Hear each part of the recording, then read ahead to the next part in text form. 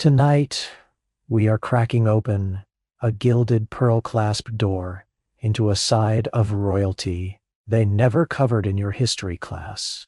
Not the dates of grand battles or the signing of dry, dusty treaties, but the side hidden within secret passageways, etched into scandalous love letters and whispered during forbidden liaisons in the dead of night.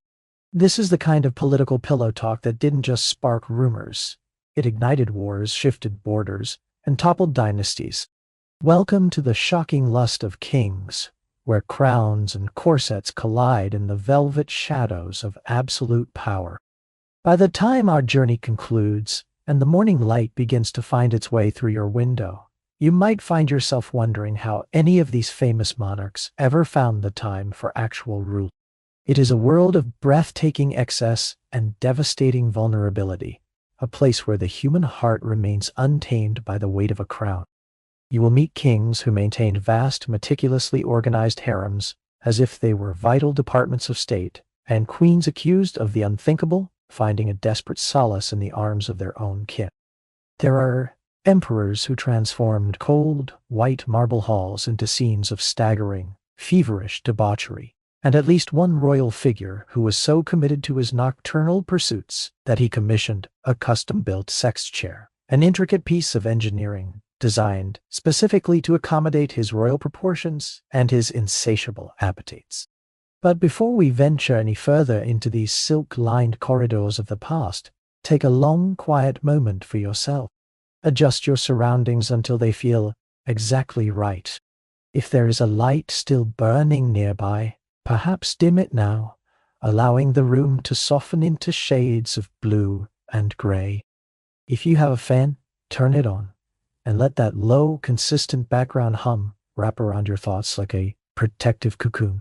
This is your safe space, a sanctuary where the chaos and the digital noise of the modern world simply cannot reach you. We are leaving the bright, harsh glare of the present day far behind us.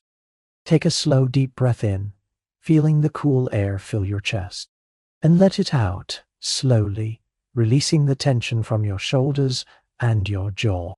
Feel the weight of your blankets, heavy and comforting, like the thick ceremonial robes of a forgotten sovereign.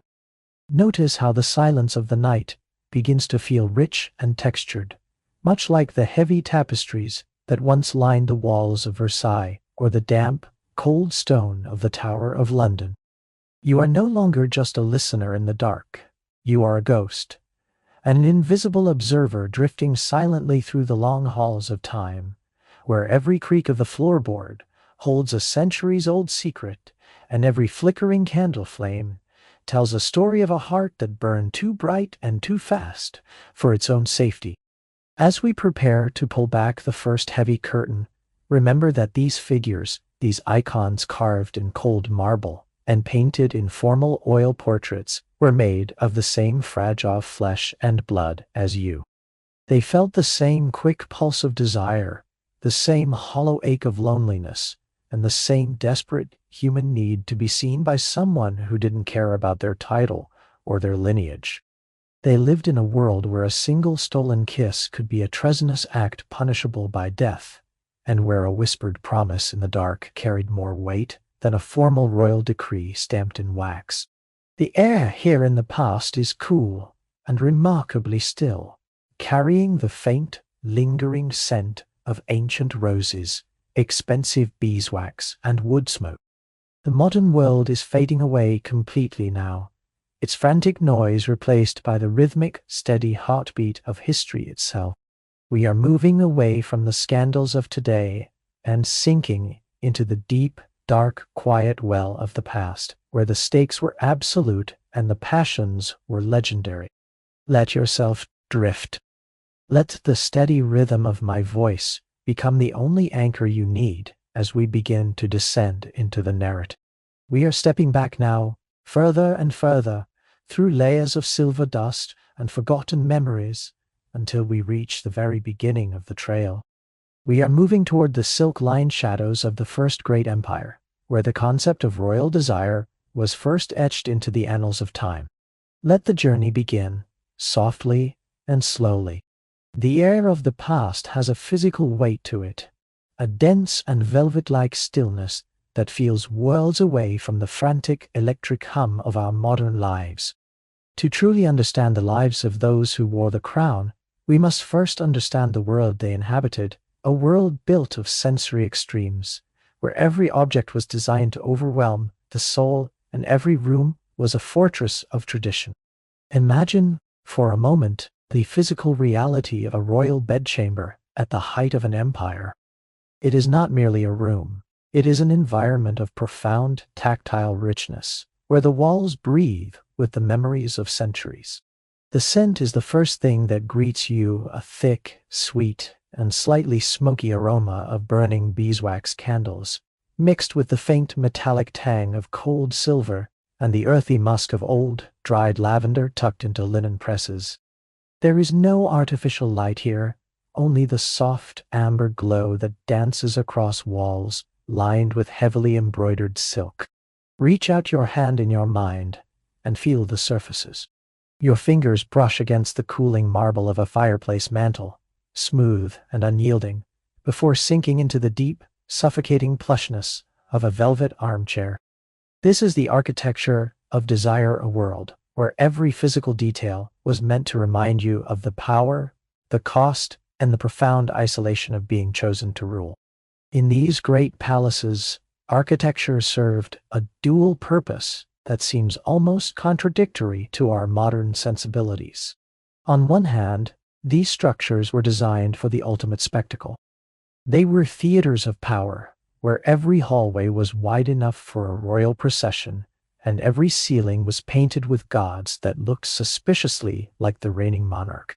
But beneath this grand exterior lay a secondary shadow architecture, a complex web of absolute secrecy.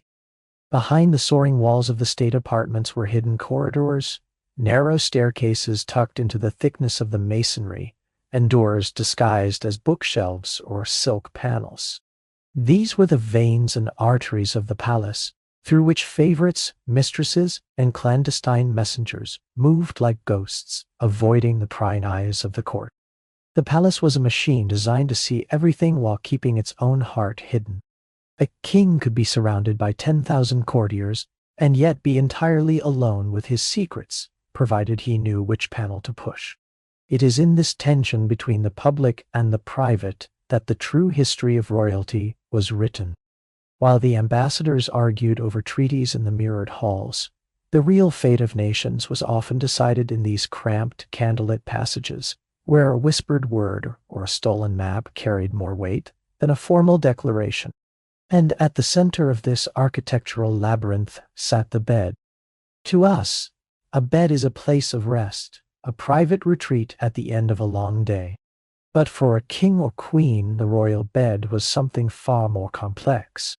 It wasn't just furniture. It was a public stage, a political instrument, and a private battlefield. There was a time when the state bed was the most important piece of property in the kingdom. It was here that the monarch was officially born into the public eye each morning in the ceremony of the lever, and where they departed each night in the coucher. To be invited behind the silk bed curtains was the highest honor a subject could receive, a sign of intimacy that could make or break a career. Yet, when the heavy curtains were finally drawn and the guards stood watch outside the doubled doors, this same bed became a battlefield of a different sort. It was here that dynasties were secured or failed, where heirs were conceived under the pressure of a 1,000-year lineage, and where the crushing weight of duty often met the messy, unpredictable reality of human longing.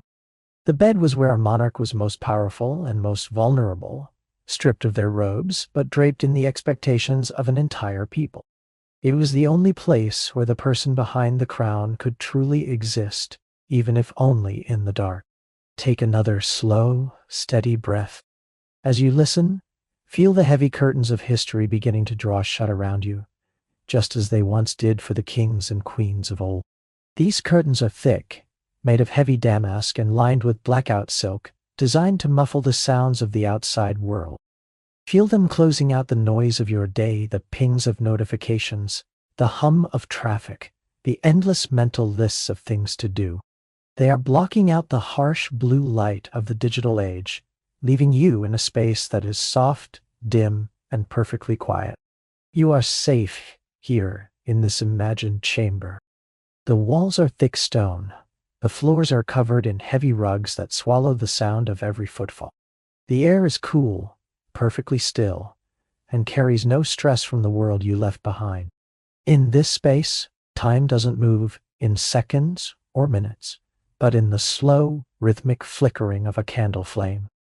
You are drifting deeper into the shadows of the past, where the only thing that matters is the story being told. Your body feels heavy, sinking into the mattress, as if it were a bed of down feathers in a forgotten wing of a palace. There is nothing you need to do, nowhere you need to be. You are simply a witness to the echoes of a world that once was. The silence is becoming your companion now, a warm and enveloping blanket that allows your mind to wander.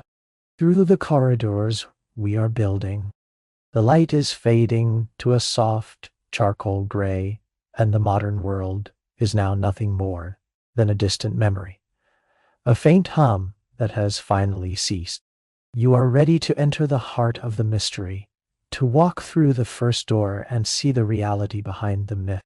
Our journey begins in earnest at the location that redefined the very meaning of excess. It was a swamp transformed into a paradise of gold and glass, a place where the sun was said to never set because the king himself was the source of all light. It was a palace of 10,000 mirrors, each one reflecting a different scandal, a different longing, and a different lie. We are traveling now across the sea and through the mist of 300 years to the gates of the most famous theater of desire ever constructed. Our first stop is Versailles, the house of the Sun King, where the light was blinding, but the shadows were deeper than anywhere else on earth. Let the heavy gates swing open, silently, as we step onto the gravel paths of the great garden. The dawn at Versailles does not break with the singing of birds or the gentle touch of morning light.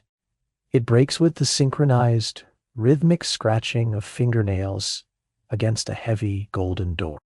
This is the Petit Liver, the ritual rising of the Sun King, and in this palace of glass, mirrors, and unyielding gold, the sun itself does not dare to rise until Louis XIV gives it permission to do so. As you lie there, drifting in the shadows of history, imagine the sheer weight of that moment. The heavy silk curtains, dyed in the deepest crimson and embroidered with gold lilies, are slowly pulled back by gloved hands. 1,000 eyes, the eyes of dukes, princes, and high-ranking ministers, are fixed upon the royal bed. They watch the king breathe. They watch him stretch his limbs. They watch him exist, for in Versailles, even the act of waking is a state ceremony. Every movement is a choreographed dance of absolute power, a theater where the king is the only performer, and the world is his silent, captivated audience. But as Louis looks out over that sea of powdered wigs, bowed heads, and calculating eyes, his mind is not on the ledgers of his finance minister or the troop movements on the Dutch frontier. Behind that regal, impenetrable mask of the Sun King, his heart is already wandering. Somewhere in the vast, cold labyrinth of the palace, through a series of hidden doors and velvet-lined service stairs, a woman is waking up in a room scented with orange blossoms and ambition. She is the woman who holds a power that no law can grant, and no priest can bless, a power that is unofficial, unsanctioned, and yet more absolute than the king's own decrees. In the world of Versailles, scandal was not something to be whispered about in shame or hidden away in the dark corners of a stable. Louis XIV was a man of systems, a man who believed that even the wildest impulses of the human heart could be organized, taxed, and turned into an institution of the state. He did not simply have affairs. He created a government department for them. This was the era of the maîtresse en titre, the official mistress. To our modern ears, the term sounds like a contradiction, a paradox of morality. But in the 17th century, it was a stroke of administrative and social genius. By granting his favorite lover an official title, her own sprawling apartments in the heart of the palace, and a permanent seat at the royal table, Louis turned his private lust into a public pillar of the monarchy. These women were not mere flings or passing fancies. They were political titans. They held their own miniature courts, they distributed royal patronage, and they influenced the king's ear in ways that his most trusted generals could only envy. Visualize the physical presence of such a woman as she prepares for her day. She moves through the hall of mirrors, her reflection multiplied 1,000 times in the glass. The light from 100 crystal chandeliers catches the heavy diamonds sewn into her bodice, making her appear as if she is radiating light from within. Behind her trails the scent of heavy tuberose, ambergris and musk, a thick, intoxicating tether that signals her arrival long before she enters a room. She is the Shadow Queen, the navigator of the king's moods, the keeper of his midnight vulnerabilities. From the gentle, pious, and ultimately tragic Louise de la Vallière, who loved the man but hated the king, to the fiery, sharp-tongued, and devastatingly ambitious Madame de Montespan. These women were the true architects of the court's atmosphere. They were the ones who turned Versailles into a fever dream of luxury, where every banquet was a carefully staged act of seduction, and every moonlit garden walk was a complex maneuver for permanent influence. But maintaining such a height of power was a precarious, soul-exhausting feat of balance. In a court where beauty was the only currency that truly mattered, time was the ultimate, invisible enemy. The corridors of Versailles were filled with younger, fresher faces, each one a potential rival waiting for a single moment of royal boredom.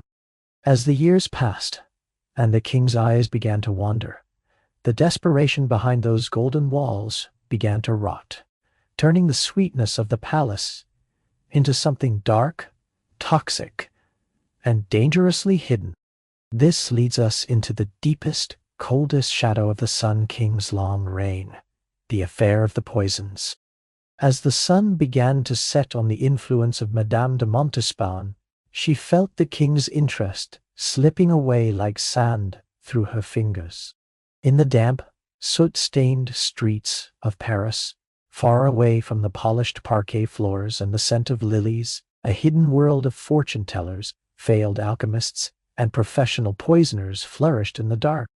Driven by a terrifying need to keep her grip on the king's heart, it is said that the most powerful woman in all of France descended into the realm of the occult. The police archives of the time documents that still exist in the dusty basements of history whisper of midnight rituals, conducted in absolute silence. They speak of love potions brewed from disturbing, unmentionable ingredients and black masses performed over the bodies of the desperate. It was no longer about love.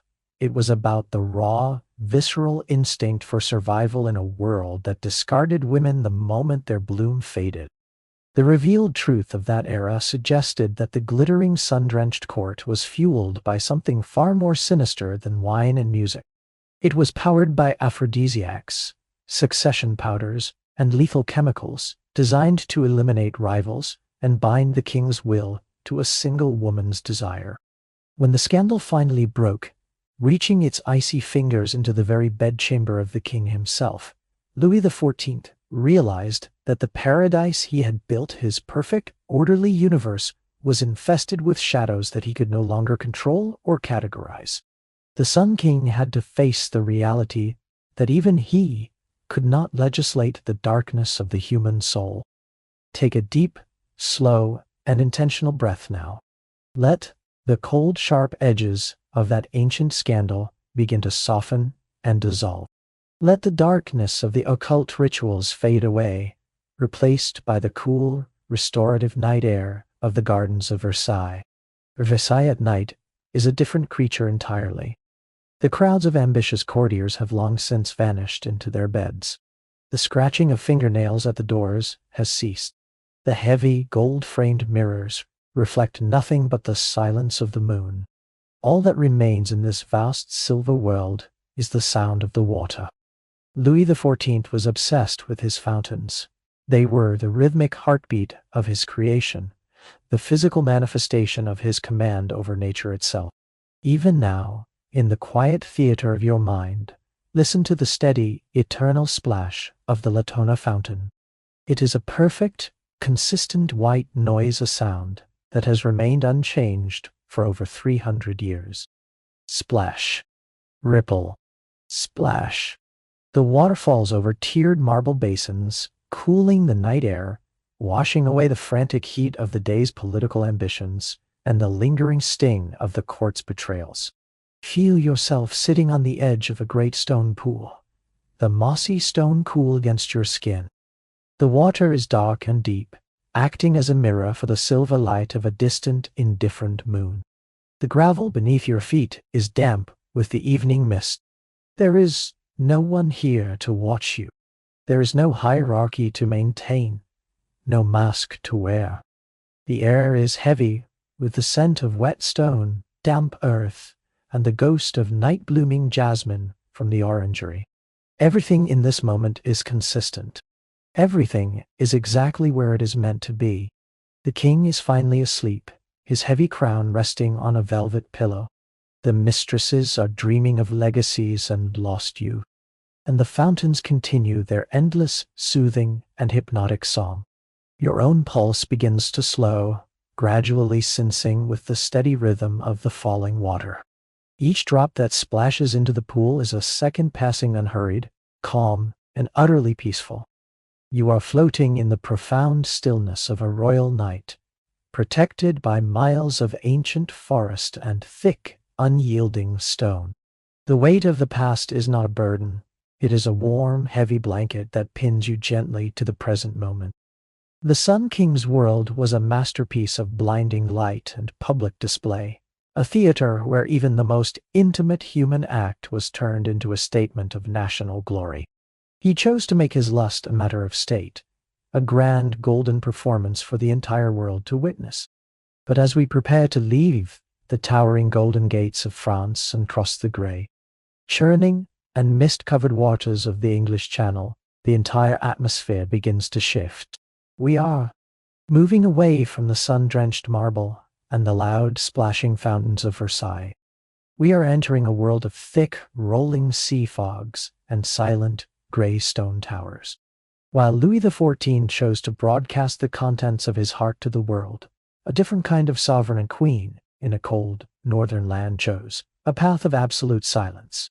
She wore a mask, not of gold, but of ironclad, impenetrable purity, keeping her deepest secrets and her most dangerous longings locked away in a fog that neither her enemies nor the inquisitive eyes of history could ever truly penetrate.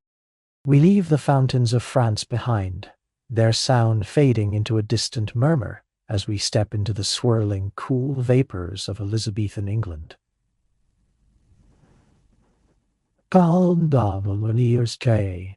Here, the silence is louder than any royal decree, and the shadows hold secrets that are never meant to be found. Your mind is ready now, drifting effortlessly across the water, moving toward the iron gates and the quiet, watchful towers of London. I understand. To reach the 14:0 mark for Section 4, approx.all. 20 minutes of slow, atmospheric narration. We need to expand the psychological internal monologue of Elizabeth, the sensory details of the Tudor court, and the agonizing weight of her decision. Here is the fully expanded version of Section 4, written to be breathable, immersive, and deeply hypnotic. The transition from the sun-drenched, golden mirrors of France to the misty, gray-blue coastline of 16th century England feels like a sudden, silent plunge into deep, cool water. Here, the air is not filled with the scent of loud perfume and public spectacle, but with the smell of damp earth, salt spray, and the metallic, cold tang of old armor. We are entering the world of Elizabeth I, a woman who famously owned an entire nation, commanded the most powerful navy on the globe, and held the life of every subject in the palm of her narrow ivory hand. Yet, for all her absolute dominion, For all the thousands of men who fell at her feet in scripted adoration, she could never truly, legally, or safely own the one thing she craved, the man she actually loved.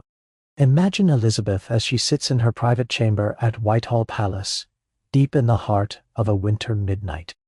The room is vast and drafty, the stone walls covered in heavy dark oak paneling that seems to absorb the very light of the flickering candles.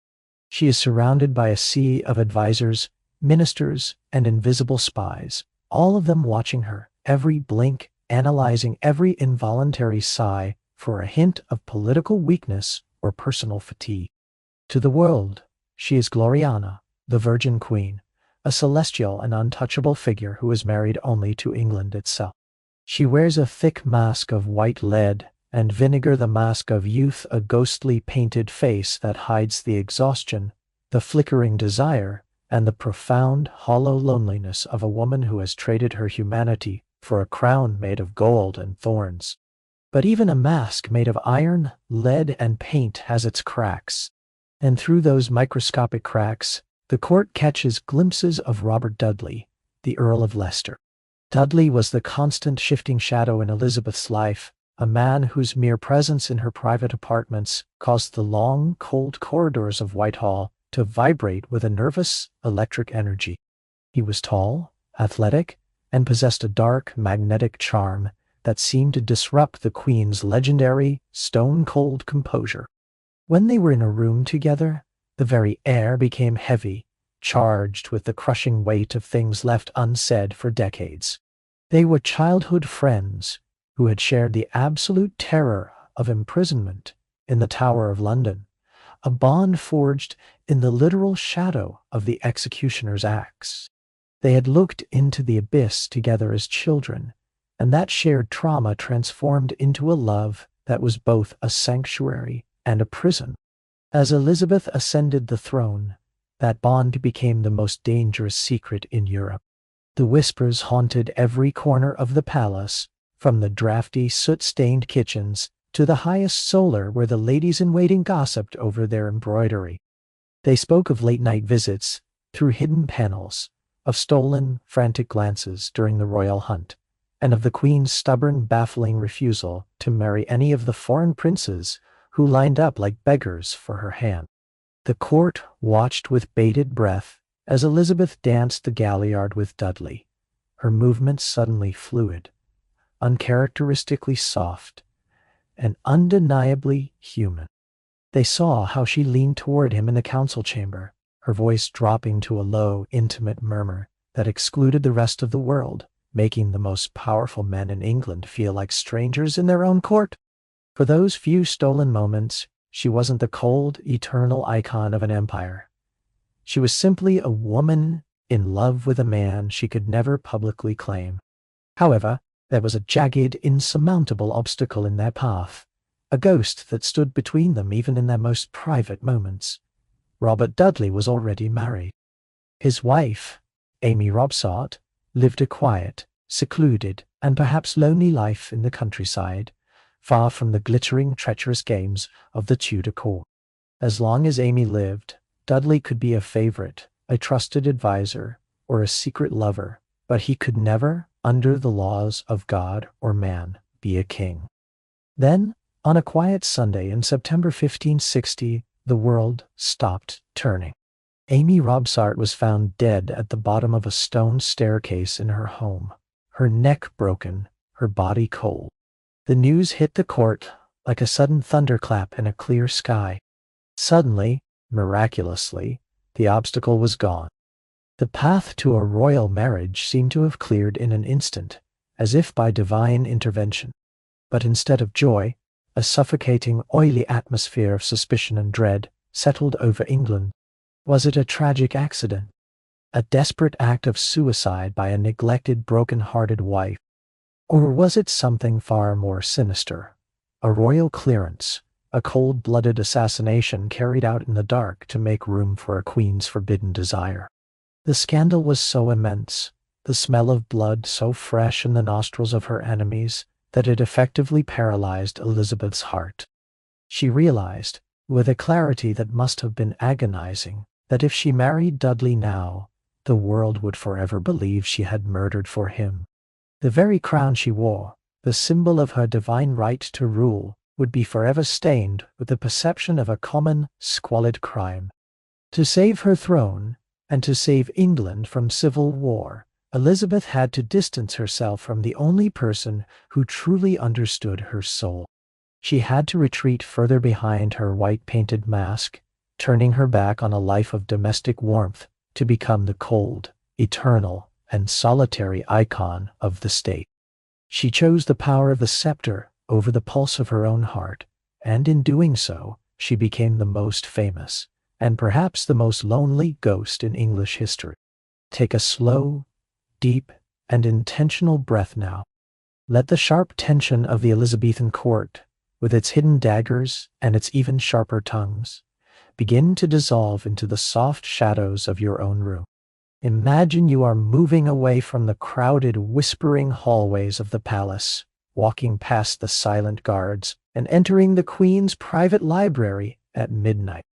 The heavy oak door, reinforced with iron, swings shut with a soft, solid thud, cutting off the prying eyes and the endless demands of the state.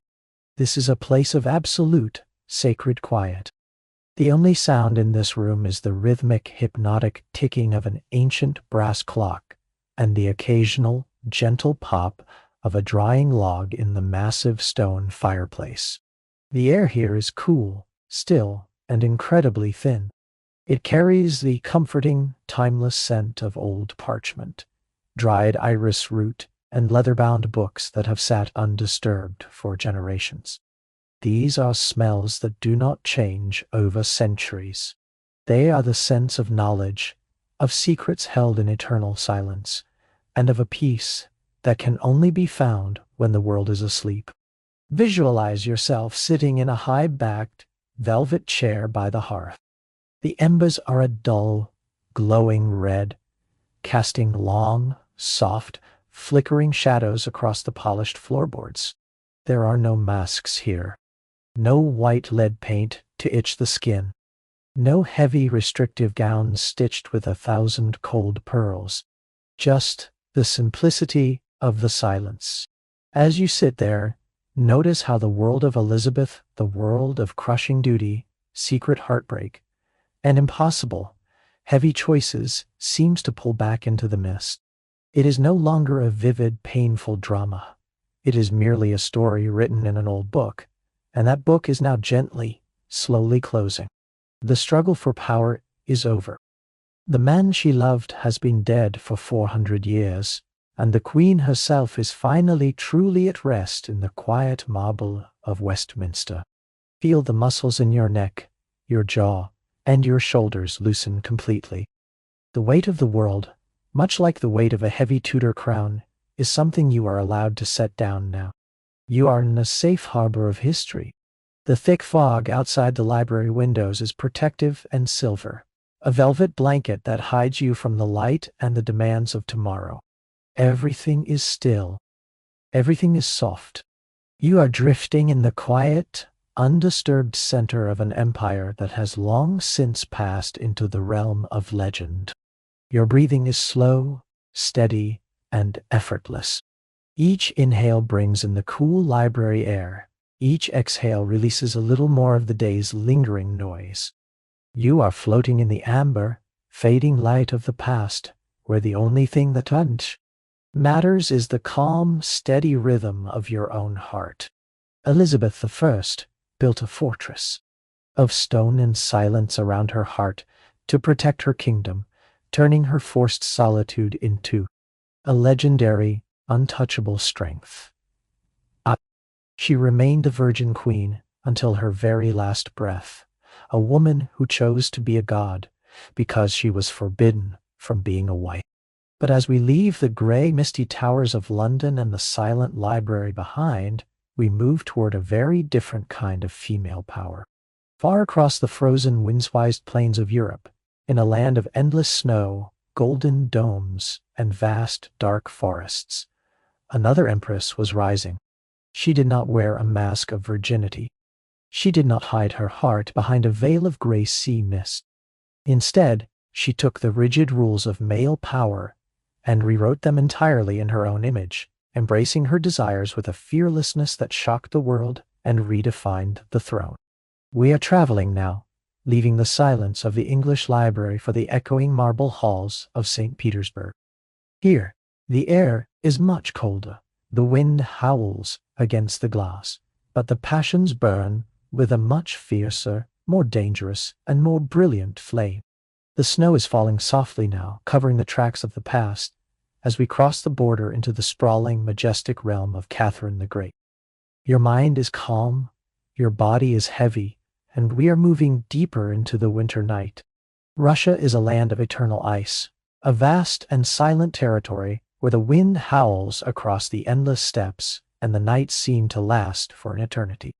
But at the very heart of this frozen empire, behind the massive teal-colored walls of the Winter Palace in St. Petersburg, there was a furnace of passion that never once cooled, even in the deepest grip of January. We have traveled from the golden, choreographed rituals of France and the misty, repressed hallways of Elizabethan England to a place where power was exercised with a raw, visceral, and unapologetic intensity. Here, we find Catherine, the great woman who was not born to the throne, who was not even Russian by birth, but who seized an empire with her bare hands and ruled it with a mind as sharp and cold as a Cossack saber. As you drift further into the quiet of the night, imagine the sheer staggering scale of Catherine's world. The Winter Palace is an architectural marvel of 1,000 rooms, a labyrinth of luxury where the floors are crafted from precious malachite and deep blue lapis lazuli, and the air is thick with the scent of expensive furs, imported tea, and the sharp, clean, unmistakable smell of the Russian winter. While Elizabeth of England wore a mask of ironclad virginity to protect her crown, Catherine wore her desires like a suit of shining armor. She understood a truth that few monarchs in history ever dared to admit, that a woman's heart is not a weakness to be hidden away, but a source of creative fire that can forge an entire civilization from the frost. Catherine did not merely take lovers, she curated them with the precision of a diamond merchant. Her favorites were not selected solely for their physical beauty or their military prowess, though they were often the finest, most imposing specimens of the Russian Guard. She chose her partners for their minds, for their intellectual fire, and for their rare ability to match her own formidable, restless wit. She transformed her imperial bedroom into a seamless extension of her council chamber. To be Catherine's lover was to be her student, her confidant, and her most trusted advisor on matters of war and peace. They discussed the radical ideas of Voltaire and Diderot under heavy silk sheets, and they planned the southern expansion of the empire while the snow piled high against the palace windows. Catherine was the ultimate CEO of desire, a woman who treated her personal life with the same rigorous strategic brilliance that she applied to the changing maps of Europe. But because she was a woman who dared to live as freely and as boldly as any man, history tried to punish her memory with whispers and shadows. We must address the most enduring and cruel myth that haunts her legacy, the grotesque story of the horse. For centuries, envious rivals and bored courtiers have whispered a lie about how Catherine met her end, a story invented solely to strip her of her dignity and suggest that her appetites were unnatural or monstrous. But the revealed reality of Catherine is far more fascinating, far more sophisticated, and infinitely more human than any salacious court gossip. The truth was not to be found in a stable, but in a secret, private boudoir hidden deep within the sprawling palace room that became known to history as her erotic cabinet of curiosities. This was a sanctuary of absolute liberation, filled with exquisite furniture and fine art that celebrated the human form in every conceivable state of passion. It was not a place of shame or darkness, but a sunlit temple to the Enlightenment's belief in the beauty and the dignity of the physical world. Catherine believed that the brilliant mind and the passionate body were not enemies, but essential partners in the grand, sweeping dance of human existence. She refused to apologize for being a creature of flesh and blood, and in doing so, she became one of the most truly empowered figures to ever wear a crown. Take a long, quiet moment now to breathe in the crisp, cold air of the Russian night as it filters through your thoughts. Let the fierce fire of Catherine's ambition settle into a warm, steady, and comforting glow in the very center of your chest. Imagine you are standing alone by a tall, arched window in the Winter Palace. Outside, the world is a breathless study in silver and deep midnight blue. The Neva River is frozen solid, a jagged, glittering ribbon of ice that reflects the distant light of the stars. The snow is falling now thick, heavy, and perfect flakes that move in slow, hypnotic, and circular patterns through the air. Listen to the profound silence of that snow. It is a heavy, velvet quiet that seems to press gently against the thick glass, muffling the sounds of the sleeping city and the distant world beyond the gates. Inside the room, the fire in the great white marble hearth is dying down to a collection of soft, glowing orange embers. The light is dim, flickering low, and casting long, peaceful shadows across the silk-covered walls. The air is warm and still, carrying the faint, comforting scent of burning birchwood, old leather books, and the ghost of a winter rose. Feel the deep silence of the palace wrapping around you like a heavy, fur-lined cloak made of the finest sable. There are no political plots here. No battles to be won on the frontier. No empires to command. There is only the rhythmic, steady, and eternal falling of the snow and the deep warmth of the room. Notice how your body feels increasingly heavy, sinking into the soft, deep rugs and the plush cushions of the Empress's private quarters. The bitter coldness of the outside world only makes this interior sanctuary feel safer, more intimate, and more profound. You are drifting in the quiet, protected center of a vast frozen empire, shielded by thick stone walls and the immense weight of history. The ambitious, restless heart of Catherine the Great is at rest now, and you are allowed to rest with it. Your breathing is slow and rhythmic, matching the unhurried, peaceful pace of the white flakes outside the window.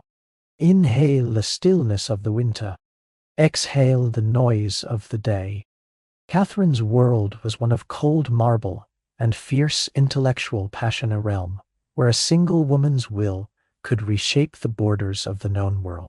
She proved that power and desire could live together in the light of day, without shame and without apology. But as the Russian snow continues to fall, silently covering the tracks of our long journey, the temperature of our story begins to change once more. We are leaving the icy brilliance of St. Petersburg and the teal walls of the Winter Palace.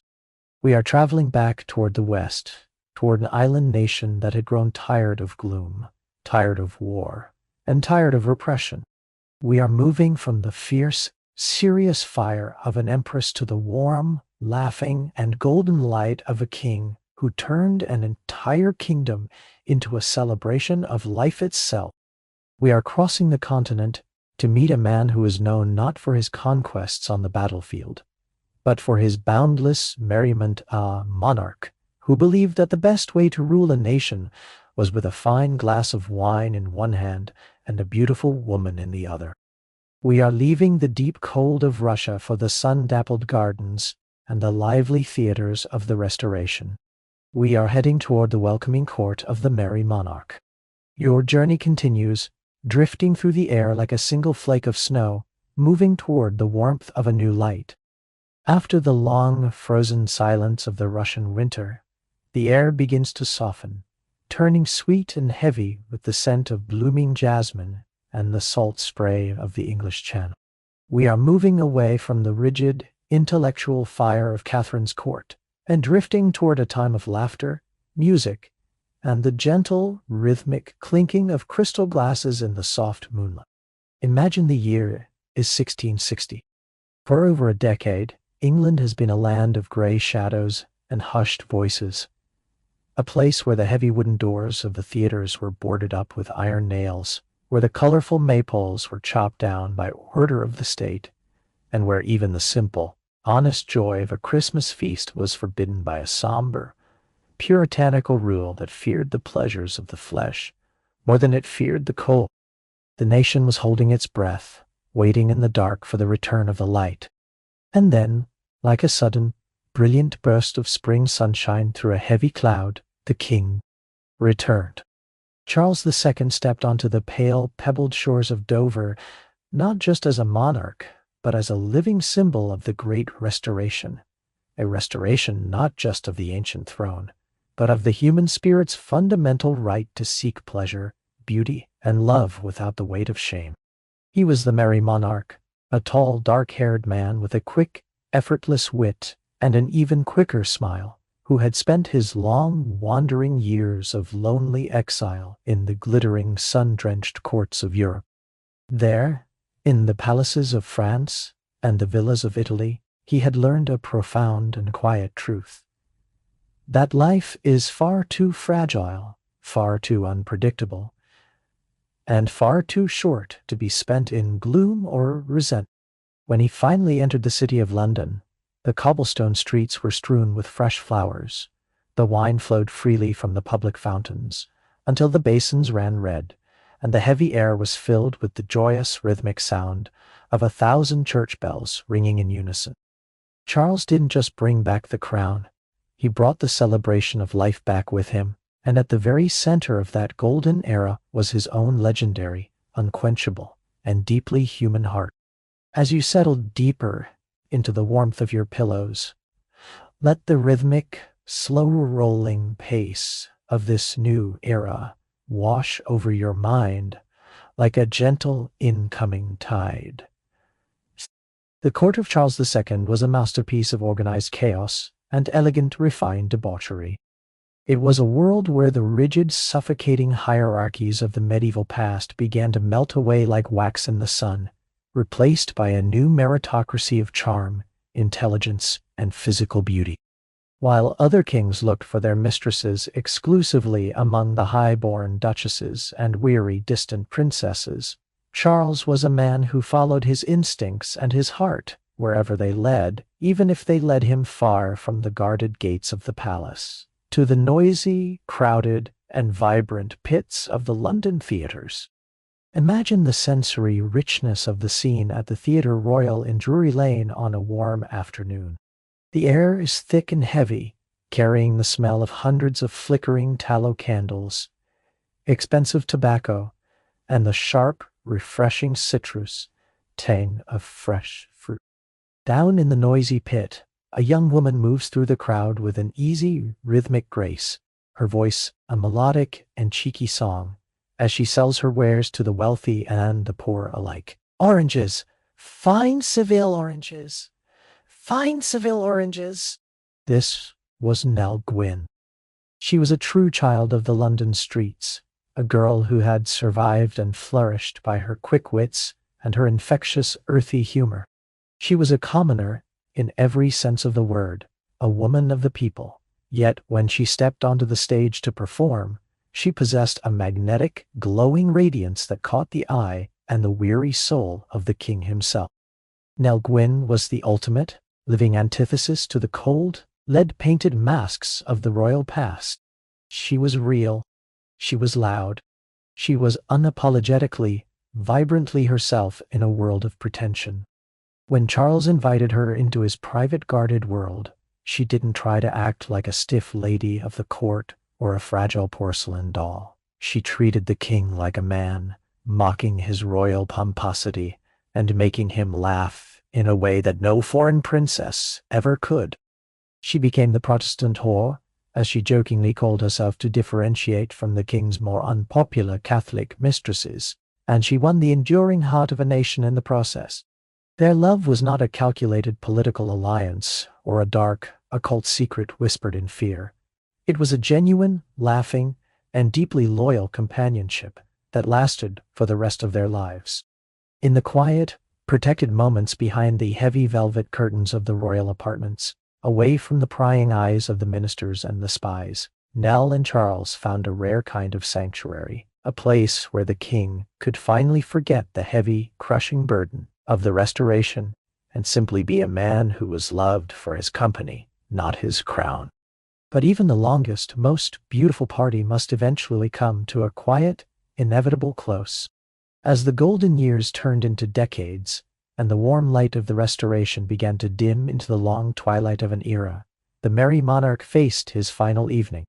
The scene is one of profound, hushed intimacy and soft, flickering shadows. The king lies in his great state bed, surrounded by the heavy, silent darkness of Whitehall Palace. His courtiers, his family, and his physicians are gathered in the dim candlelight, waiting for the heartbeat of an age to stop. Yet, even as his breath grows shallow and the immense weight of the crown finally begins to slip from his brow, Charles's final thoughts are not on his political legacy, his vast conquests, or even his own soul. He leans toward his brother, James, the future king, and whispers a final heartbreaking request that would echo through the centuries as the ultimate testament to his hidden character. He does not ask for a grand monument of marble or a heroic statue in the square. He does not ask for his many sins to be recorded or forgiven by the church. He simply says, with his final fading strength, "Let not poor Nellie starve." Even at the very edge of the dark abyss, his final act of kingship was an act of tender, private protection for the common girl who had given him the priceless human gift of laughter. It was a reveal of the true man behind the legendary myth, a monarch, whose greatest virtue was a stubborn, enduring loyalty to the people he loved, regardless of their rank, their wealth, or their station in life.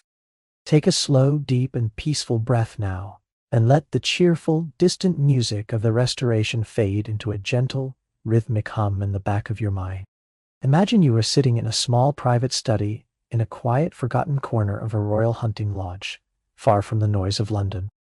The room is lined with dark, polished walnut that glows deep red in the firelight, and the shelves are filled with leather-bound plays, maps of distant, unexplored lands, and old letters tied in silk ribbons.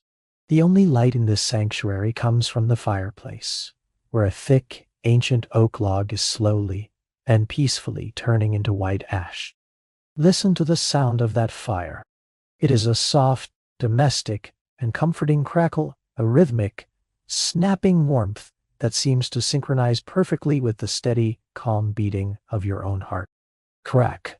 Dot. One tin tainstawad. Adan one in S3. Pop, pop. Sizzle. Why. The warmth from the hearth is radiating outward in slow, invisible waves, touching your skin with a gentle golden heat that melts away any remaining tension.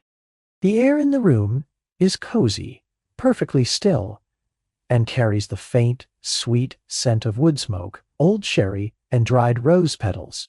There is no need for masks here. No need for the exhausting performance of the court or the expectations of the world. You are in a sanctuary of light-hearted nostalgia, a place where the memories of laughter and kindness are more important than the records of war or the debts of state. Feel your limbs becoming heavy and warm, as if they were made of the same solid, reliable walnut as the walls around you. The world outside the window is dark and profoundly quiet, the London streets finally hushed and still after a long day of celebration. You are safe in this tiny pocket of time, tucked away from the demands and the noise of the future. The spirit of the merry monarch is at peace now, and the vibrant laughter of Nell Gwyn is nothing more than a distant, pleasant, and fading echo in the night wind. Inhale the deep warmth of the fire. Exhale the cares and the weight of the day. Your breathing is slow, steady, and entirely effortless. You are drifting in the soft, glowing embers of the 17th century, where the cold weight of the crown has been replaced forever by the lightness of a happy memory. The shadows on the wall are dancing slowly, a hypnotic and peaceful movement that lulls you deeper and deeper into the velvet darkness of a restorative sleep. Everything is settled. Everything is kind. Everything is exactly as it should be. Charles II turned a kingdom's long grief into a celebration of the human heart, proving that a stable throne could be built on merriment and affection as easily as it could be built on iron or blood. He left behind a legacy of children, stories, and a final whispered promise of care that defines him more than any battle ever could. But as the fire in the study burns low and the shadows grow long and soft, the nature of our journey begins to shift once more. We are leaving the warm sun-dappled gardens of the Restoration and crossing the grey sea back to the land of France. But this is not the France of the Sun King's golden glory. The light here has grown sharp, cold, and brittle, and the air is thick with a different, more dangerous kind of tension. We are moving toward a time when the extreme excess of royalty met the raw, jagged, and unforgiving edge of a revolution world, where a queen's private longings and innocent escapes were twisted into public weapons of hate, and where the story of love didn't end with a whispered request, but with the cold, falling blade of the guillotine. We are traveling toward the Petit Trianon, toward the fragile, beautiful, and doomed world of Marie Antoinette. The carriage is waiting in the silver mist, its wheels silent on the cobblestones as we head toward the end of an era. Your mind is drifting, your body is heavy, and we are moving closer to the heart of the storm. To truly understand the tragic, fragile beauty of Marie Antoinette, we must move our minds away from the cold, intimidating marble of the main palace of Versailles, away from the thousand staring eyes, the rigid etiquette, and the crushing weight of the Bourbon crown. Instead, let your thoughts drift toward her private sanctuary, a place of soft edges and quiet whispers. The Petit Trianon. Imagine a small, perfectly elegant chateau tucked away in a forgotten, sun-drenched corner of the royal gardens. Here, the world is not defined by gold leaf and mirrors, but by swaying wildflowers, grazing sheep, and the clean earthy scent of damp grass after a sudden summer rain. This was not a place of public spectacle. It was a sanctuary of uncolored wood, cool linen, and deep, restorative solitude. For Marie Antoinette, a woman who had been a child bride thrust into a nest of political vipers at the tender age of 14, the Petit Trianon was her only true escape from the venomous, tireless tongues of the court. Here, in the golden afternoon light, she could finally strip away the heavy, suffocating ceremonial gowns, those massive structures of silk and bone and ware, simple, breathable white muslin dresses that caught the summer breeze. She could breathe. She could be a mother. She could, for a few precious hours a day, simply be a human being, free from the mask of a queen. As you lie here, feel the atmosphere of this private garden wrapping around you like a soft, familiar blanket. The air is warm and still, carrying the faint, intoxicatingly sweet perfume of jasmine, lavender, and ancient, heavy-headed climbing roses that have bloomed in this soil for centuries. The sun is beginning its slow descent, casting long, golden-pink shadows across the manicured grass and the perfectly still silver water of the swan pond. In this space, the queen sought a return to safe a psychological harbor where the rigid, cruel rules of the monarchy and the prying, judgmental eyes of the ambassadors did not exist. But even here, behind the high, flowering hedges and the thick stone walls, the world was watching with a cold, hungry gaze. And the world was not kind. The tragedy of Marie Antoinette was not born of her own actions, but of the dark, twisted stories told about her in the shadows. History has often painted her as a shallow, hedonistic villain, but the revealed reality was far more complex, far more nuanced, and infinitely more heartbreaking. The ultimate blow to her reputation, the wound that would never heal, came not from a secret lover or a lost war, but from a calculated, brilliant heist known to history as the affair of the diamond necklace. Visualize this necklace in your mind. A piece of jewelry of breathtaking, almost vulgar beauty, featuring 647 perfect, ice-clear diamonds. It had been originally designed for a king's mistress, but it was eventually used as a lethal political weapon against an innocent, unsuspecting queen. A clever, desperate con artist named the Comtesse de la Motte managed to convince a high-ranking, ambitious cardinal that the queen secretly desired this necklace but could not buy it openly. In the dark, moonlit groves of the Versailles gardens, under the cover of the midnight mist, a woman who looked vaguely like Marie Antoinette was hired to play a part. She met the cardinal in the shadows, handing him a single dew-kissed rose and whispering a few words of royal encouragement. The cardinal, blinded by his own vanity and a desperate, aching desire for royal favor, bought the necklace on massive credit, believing he was serving his queen. The con artist took the diamonds, broke them apart with a hammer in a dimly lit room, and sold them piece by piece on the black market in London. When the bill finally came due and was presented to the king, the truth exploded like a cannon shot through the halls of Versailles. Marie Antoinette was entirely innocent. She hadn't even known the necklace existed. But in the eyes of a starving, angry, and exhausted public, the truth simply did not matter anymore. To the people of France, the scandal was the ultimate, final proof of her legendary extravagance. The image of the queen meeting a man in the dark to buy a million-livre trinket, while the people lacked the coins for a single loaf of bread, was too powerful a lie to be defeated by the cold facts of a courtroom. It was a heist that cost her her reputation, then her throne, and eventually on a cold October morning, it cost her her life.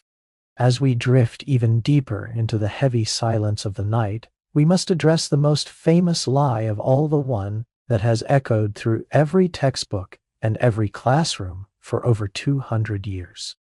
We have all heard the cold, indifferent phrase, "Let them eat cake." It has become the ultimate global symbol of royal detachment from human suffering. But the revealed truth of history is that Marie Antoinette never said those words.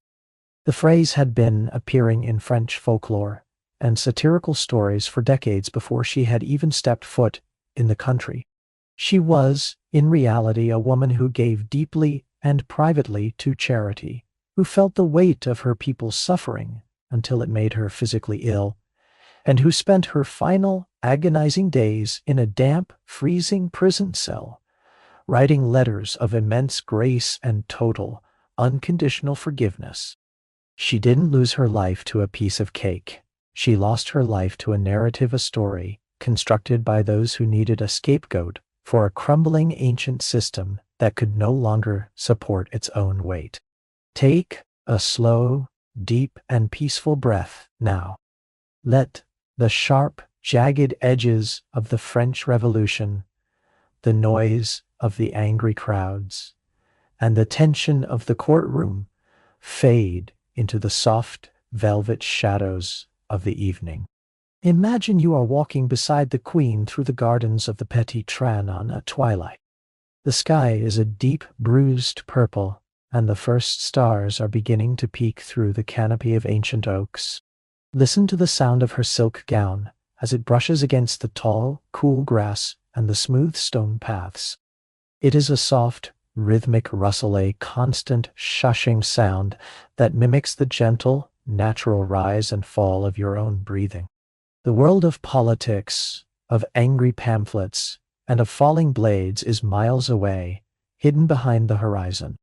Here, in this sacred circle of trees, the only thing that matters is the rhythm of the walk and the cooling of the air. The garden is entering its nighttime slumber, a collective exhaling of the earth. The birds have gone to their hidden nests, and the fireflies are beginning to blink like tiny emerald stars in the tall weeds near the water.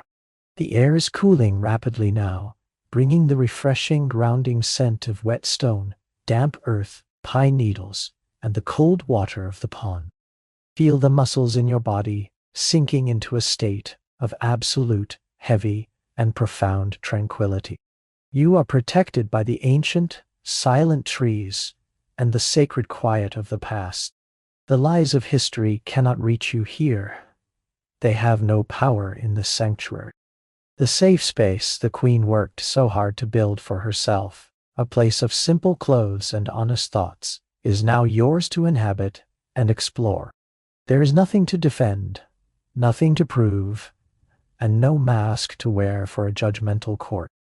You are simply a witness to the peace of a summer night that has lasted for over 200 years. Notice how heavy your limbs feel now, as if they are being gently pressed down by a warm, invisible weight. Your mind is calm and clear, reflecting the perfectly still, dark water of the garden's pond. The light is fading to a soft, charcoal gray, and the modern world with all its noise and its digital light is now nothing more than a distant, forgotten dream. You are safe. You are at rest. The story of Marie Antoinette is no longer a tragedy to be feared or a lesson to be learned. It is a quiet, silver memory drifting harmlessly in the night air. Marie Antoinette's world was a fragile, beautiful bubble of domestic peace, a sanctuary that was eventually shattered by the cold, hard reality of a changing world. She proved that even the most powerful being on earth could be undone by a whispered rumor in a dark hallway. But as the silk gowns stop their rustling and the garden falls into total, velvety darkness, the era of powdered wigs and horse-drawn carriages begins to fade away into the mist of time. The world is moving forward at a terrifying, relentless pace. The air is beginning to carry a new, strange scent, the sharp smell of coal smoke, hot iron, and the rhythmic, pounding heart of the machine. Scandal is evolving, moving from the moonlit groves of Versailles into the crowded, soot-stained cities of the 19th century. We are moving away from the doomed beauty of the French court and entering the age of steam and industry, where the secrets were hidden behind the closed doors of respectable society and the heavy curtains of Victorian parlors. We are traveling toward the era of Victoria, where the lust was just as shocking, but the masks were made of much sterner, more repressed stuff. The wheels of the carriage are turning, and we are heading into the thick silver fog of the future. Your eyes are closing now as the carriage enters the mist of a new century. Every breath you take is a slow step further into the deep, quiet dark. The carriage moves in absolute silence, the horse's hooves muffled by the thick fog, carrying you away from the revolution and into the long Victorian night. Everything is quiet. Everything is still. You are drifting deeper and deeper into the peace of the ages. The past is behind you, the future is a soft blur, and the present is nothing but a calm, steady breath in the dark. As the silver mist of the French Revolution finally clears from the mind, the air begins to change once more, growing thicker and heavier with the scent of a new, different age.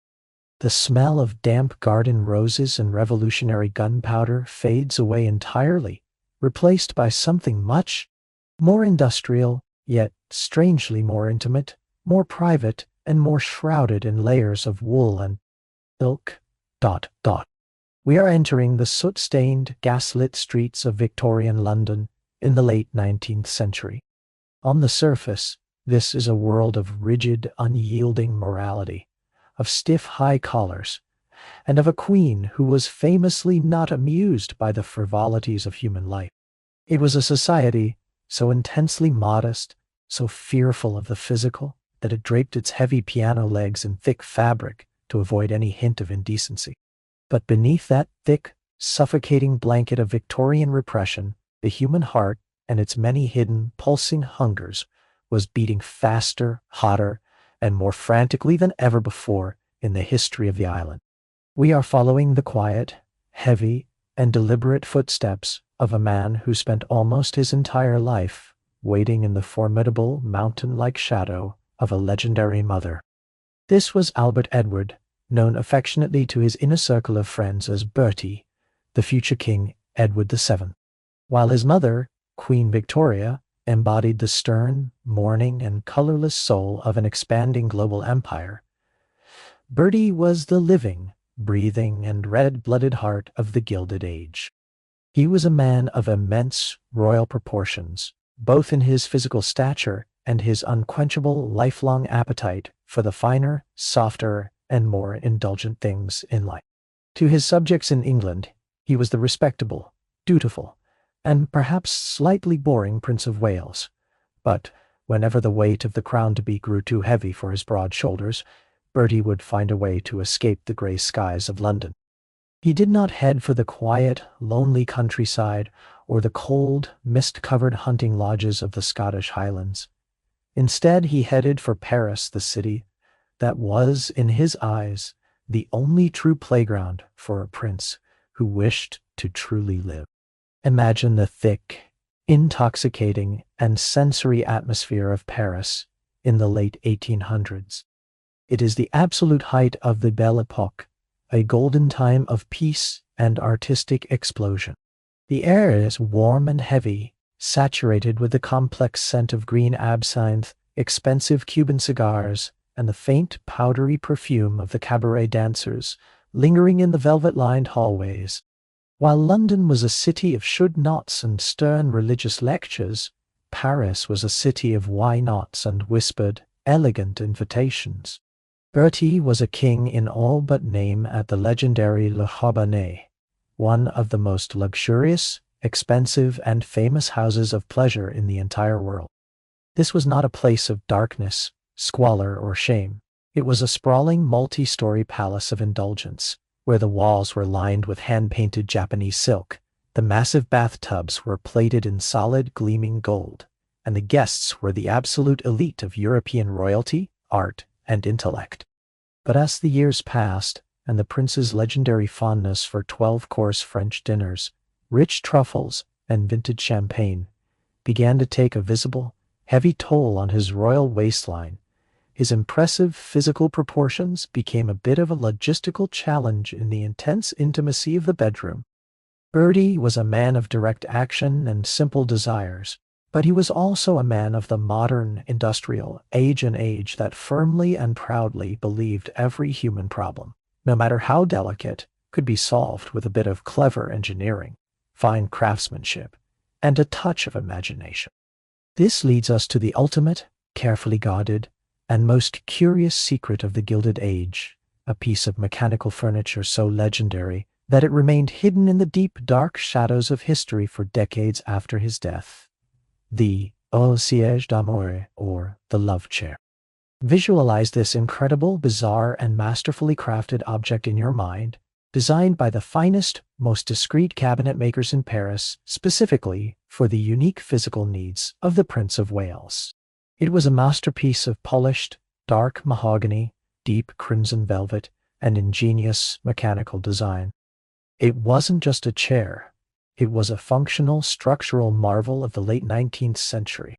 With its unique, swan-like curves, padded supports, and strategically placed brass footrests, it was engineered with mathematical precision to allow a man of the prince's considerable weight to engage in his favorite, most vigorous pastimes without ever crushing, injuring, or exhausting his companion. It was the ultimate reveal of the era, a symbol of a man who refused to let the heavy gravity of his political position, or the literal gravity of his own aging body, get in the way of his human joy. It was a secret throne of pleasure, kept in a private, locked room at Le Charbonnet, waiting patiently for the future King of England to cross the English Channel and leave the cold grey repression of London far behind him. Take a very slow, deep, and peaceful breath now. Let the gentle amusement and the curious engineering of the prince's secret chair settle into a warm, rhythmic, and comforting hum in the very back of your mind. Imagine you are sitting alone inside a private, velvet-lined carriage in the very heart of Victorian London at midnight. The interior is dark, safe, and incredibly soft, like a cocoon made of silk and shadow. You are wrapped in a heavy, comforting wool blanket that smells faintly of cedar, wood smoke, and the evening rain on the pavement. Outside the small window, the city is finally falling silent, the gas lamps flickering low and orange in the thick, rolling fog.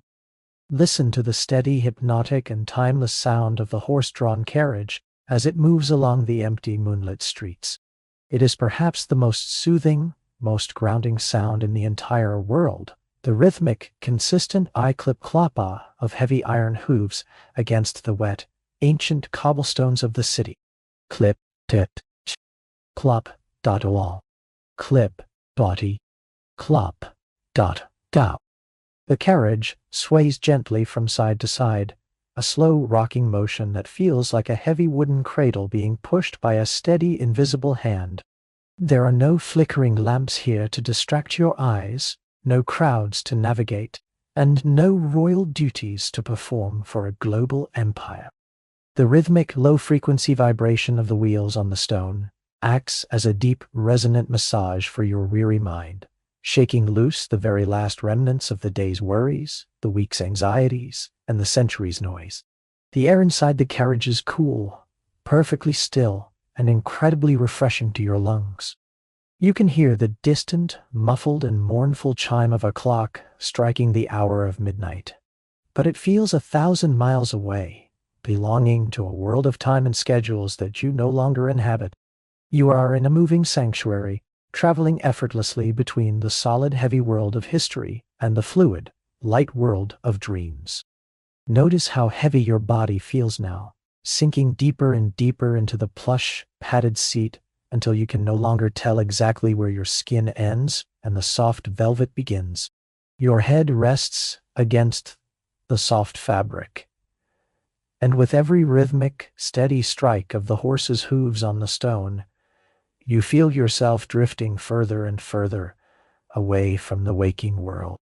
The Gilded Age, with all its deep secrets, its brilliant engineering marvels, its gold-plated baths, and its hidden human lusts, is slowly and peacefully receding into the silver fog. The names of the great kings and queens Louis, Elizabeth, Catherine, Charles, Edward begin to lose their sharp edges and their heavy historical weight. The specific dates, and the scandals, and the golden thrones, and the diamond necklaces start to blur together into a single warm and distant tapestry of human experience. They are no longer facts to remember, but echoes of a dream that is ending. The ultimate, final fact of history is not found in the heavy crowns, the falling guillotines, or the mechanical chairs, but in the simple, enduring, and beautiful truth that the human heart remains entirely unchanged across the vast, silent span of the centuries. Whether in the mirrored golden halls of Versailles or a private, silk-lined Parisian boudoir, we have always searched for the same things: for connection, for laughter, for a moment of shared heat, and for a quiet, dark place to finally set down our heavy, exhausting masks. Your breathing is now perfectly synchronized with the slow, steady, and inevitable rhythm of the carriage wheels. Inhale the cool night air of old London. Exhale the weight of the entire world. The carriage is moving steadily into a part of the city where the fog is so thick, so silver, and so silent that the buildings, the lamps, and the trees disappear entirely. There is no more scenery to watch. There is no more story to follow. There is only the rhythm. There is only the darkness. There is only the profound, absolute, and sacred peace of the journey. The prince has found his joy, the queen has found her eternal rest, and you have finally, at last, found your way to the very end of the story. The wheels are turning slower and slower now, the clip-cloppe of the hooves becoming quieter, more muffled, and more distant, as if the horse itself is walking on soft clouds of white wool. The sounds of history, the wars, the decrees, the laughter, and the whispers are all fading into a soft, consistent, and beautiful white noise. You are no longer a traveler. You are part of the silence itself. Everything is safe. Everything is still. The long, golden, and scandalous night of the monarchy is finally over, and the deep, restorative, and infinite dark of sleep has finally arrived to take its place. Close your eyes fully now, letting the very last, fading eclipse of the hooves carry you over the threshold of consciousness and into the waiting arms of the night. You are drifting into the deep. You are heavy and warm. You are finally home. The story is complete. The candles are out, the shadows have merged, and the world is asleep. Sleep now. Sleep. Why are we so endlessly, so deeply obsessed with the long shadows that dance behind the golden untouchable thrones of history? Perhaps it is because, in the cold and unforgiving light of the day, we are carefully taught to see our monarchs as something entirely other than ourselves, as static icons, as cold statues made of marble and bronze, or as divinely appointed figures who exist far, far above the messy, visceral, and painful reality of ordinary human life. But in the quiet, velvet, and silver hours of the night, we remember the visceral truth that history tries to polish away. We are drawn to these scandals not out of simple malice or idle curiosity, but because the raw power of lust, the ache of desire, and the eternal search for a true connection are the only unbreakable threads that truly connect a nameless peasant in a mud-walled hut to a Caesar in a palace of ivory. They are the universal language of the blood and the soul. As you lie here now, drifting in the heavy, warm, and comforting space between the waking world and the world of dreaming, consider for a moment the eternal spinning cycle of these secrets. Power, for all its immense political weight, its glittering ceremonial armor, and its absolute command over life and death, has never once in 10,000 years been able to fully conquer or tame the human heart. From the sun-drenched, dazzling mirrors of Versailles to the frost-covered, silent stones of St. Petersburg, and from the secret, mechanical chairs of Belle Epoque Paris to the whispered, dying requests on an English royal deathbed, the story remains exactly the same. Every crown ever forged by a goldsmith has been worn by a person who, just like you, in this very moment, searched for a private sanctuary, a place where the heavy mask of the world could finally be set aside, and the steady, honest pulse of the heart could finally be heard in the absolute silence. The ultimate final reveal of our long journey together tonight is that these secrets are not merely dusty relics of the past, gathering cobwebs in the dark archives of long-dead and forgotten dynasties. The shadows you have heard breathing tonight are still very much alive, hidden behind the heavy, soundproof, and reinforced doors of the great palaces of today. The names have changed with the seasons. The fashions have evolved from powdered wigs and silk stockings to tailored suits and silk ties, and the horse-drawn carriages have become sleek, armored cars with tinted glass. But the essential human drama remains entirely untouched by the passage of time or the advancement of technology. The very same hungers, the same desperate, aching need for intimacy, and the same elaborate, exhausting masks are being worn at this very moment in the high corridors of modern power. History is not a straight line leading to progress. It is a slow, majestic circle, a viral loop of desire, choice, and consequence that continues to spin its web long after the sun has set and the world has gone to sleep. And the world has gone to sleep. Take a slow, deep, and final breath now, feeling the air fill your lungs and leave them with a rhythmic ease. Feel the absolute, total weight of your body as it sinks deeper and deeper into the mattress, as if you are finally setting down a heavy, golden, and exhausting crown of your own making. Your breathing is deep, rhythmic, and incredibly heavy now, slowing down to match the pulse of the ancient earth. The day is over. The complex politics of your own life, the endless demands of the modern world, the digital noise of the age, and the weight of your responsibilities have all been laid down for the night, discarded like the heavy, sweat-stained silk robes of a tired and weary monarch. You are no longer a mere witness to the scandals and the heartbreaks of the past. You have become the absolute master of your own quiet, dark, and peaceful empire of sleep. The halls of Versailles are empty now, the candles extinguished by a phantom breeze. The deep snow has finally covered the tracks around the Winter Palace, leaving the world white and silent. The carriage in London has reached its final destination, and the horses have been led away to their rest. There is nothing left for you to do, nothing left for you to hear, nothing left to prove, and nowhere left for you to go. The cycle is complete, the loop has closed, and the story has reached its natural end. If you are still awake, drifting in the silver hypnotic mist of history and deep philosophical thought, I want you to consider one last gentle thing before the light fades entirely. These stories of human hearts and golden thrones are infinite, and the map of the past is vast beyond any human measure. The archives of the night are never truly full. Whose palace should we visit next when the world grows dark again? Whose secret sanctuary shall we enter when the sun sets on another day? Perhaps the hidden marble villas of ancient Rome are calling to you from across the sea, or the silken, scented tents of the Ottoman sultans, or perhaps the guarded, mysterious apartments of the Forbidden City are waiting for us to uncover their secrets.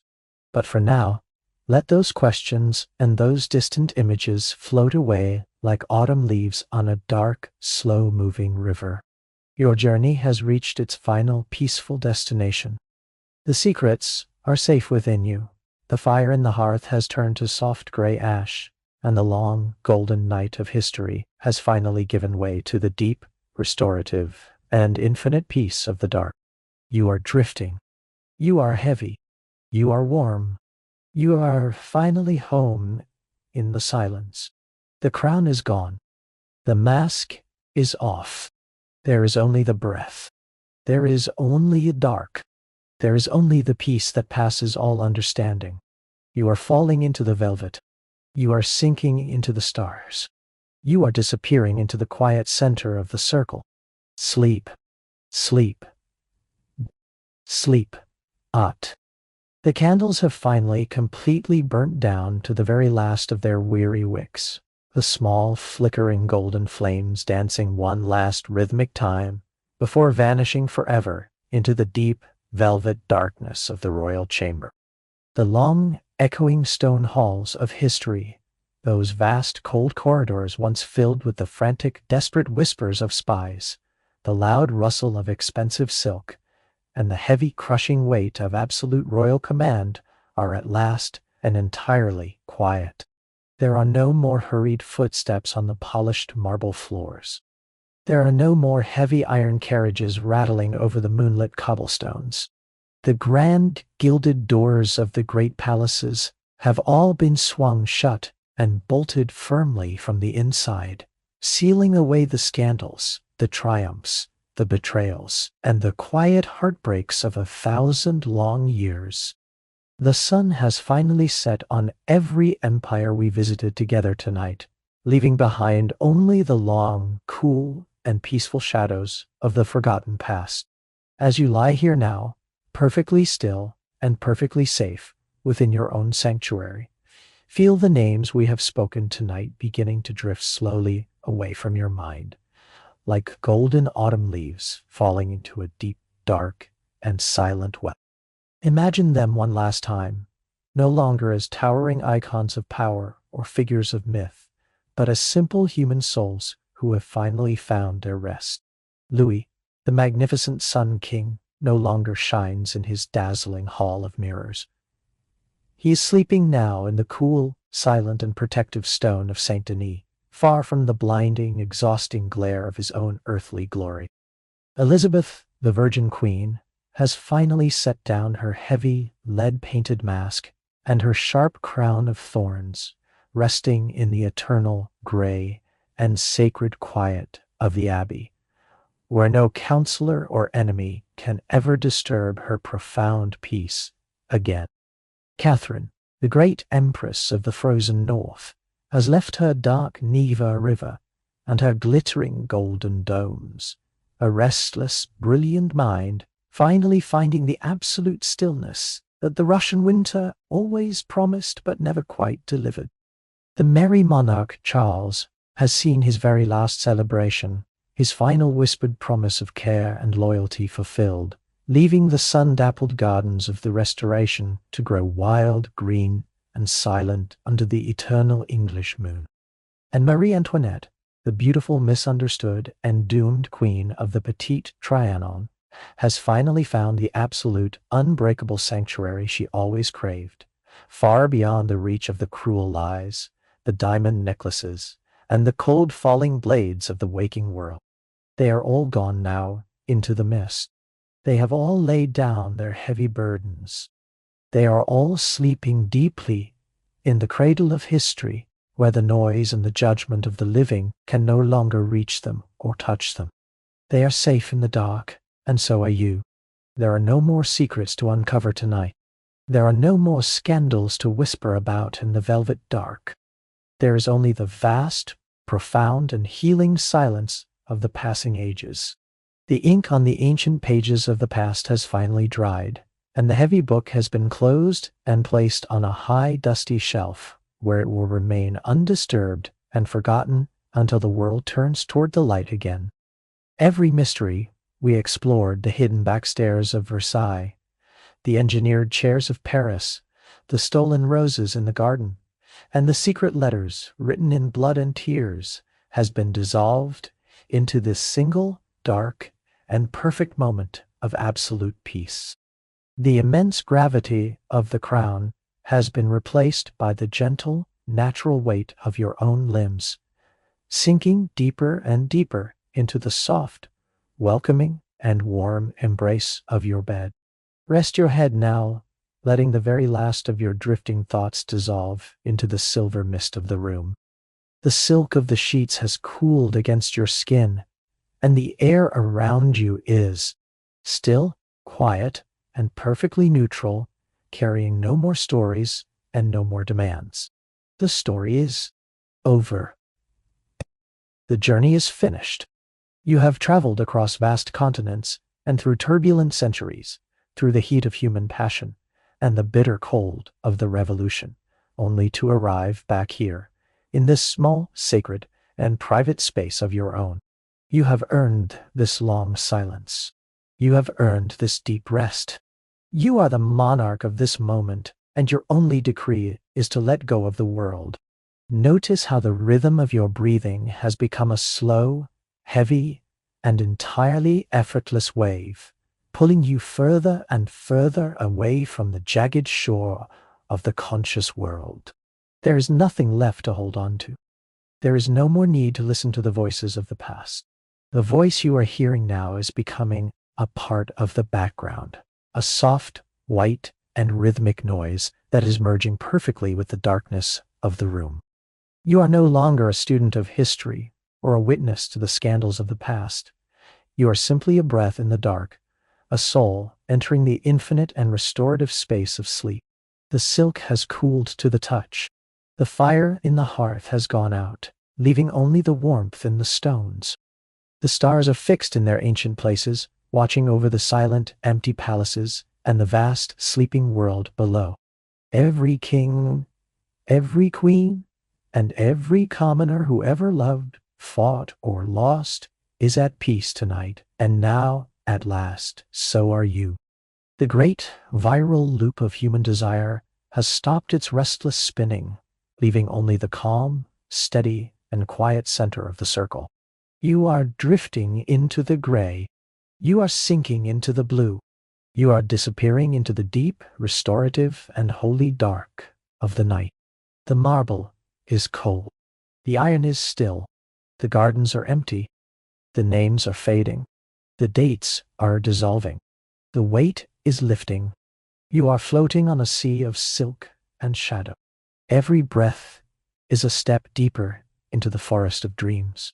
Every heartbeat is a drum fading in the distance. The palace is empty. The guards have gone home, and the gates are locked until fair. End of time. There is only the quiet. There is only the peace. There is only the dark. Sleep now in the shadow of the throne. The story is done. The silence is yours. The dark is kind. Good night. Good night. Good night.